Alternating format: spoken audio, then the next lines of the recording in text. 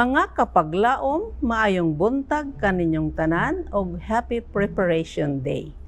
Ang atong hilisgutan karong Pebrero 27 giuluhan og ang iyang kaisog. Ang atong teksto makita sa Buhat 4:29. Og karon, Ginoo, timani ang ilang pagpanghulga og itugot sa imong mga ulipon ang pagsulti sa imong pulong sa walay bisan jutang pagkahadlok. Kapag laom, miabot si Martin Luther sa Worms. Gipaabot sa reformador ang usa ka kalantugi may tungod sa sulod sa iyang mga libro. Apan sa baylo, si Eck, usa ka opisyal sa arsobispo sa Trier, nagbukas sa iyang mga lantugi pinaagi sa paghangyo kang Luther sa pagpaila sa tagsulat sa iyang mga libro ug sa pagbakwi sa iyang baruganan.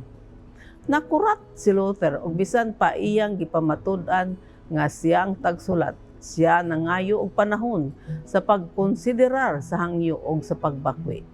Gihatagan siya og usa ka adlaw nga paglangan. Nawala ba ang iyang pagsalig sulod sa pipila ka oras? Usa ba kini kapamaagi sa debate? Bisan unsa pa ang hinungdan sa iyang hangyo, si Luther mitugyan ngadto sa Dios ug sa sunod nga adlaw iyang gipahayag atubang sa konsilyo nga dili siya makabakwi tungod sa ebidensya sa kasulatan bisan unsa pa ang mahitabo.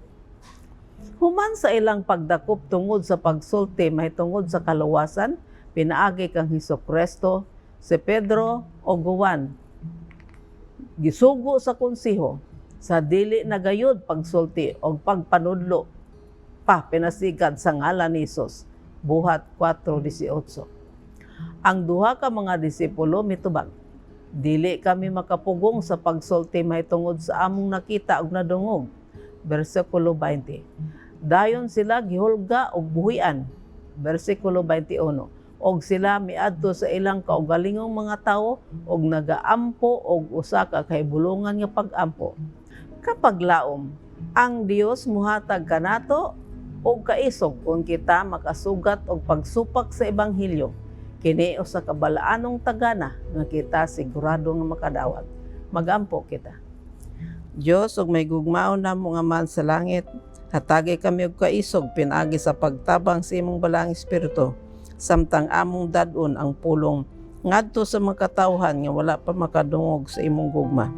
Salamat sa imong balaanong tagana alang sa tanan nga sigurado nga among madawat. Sa ngalan ni Hesus. Amen.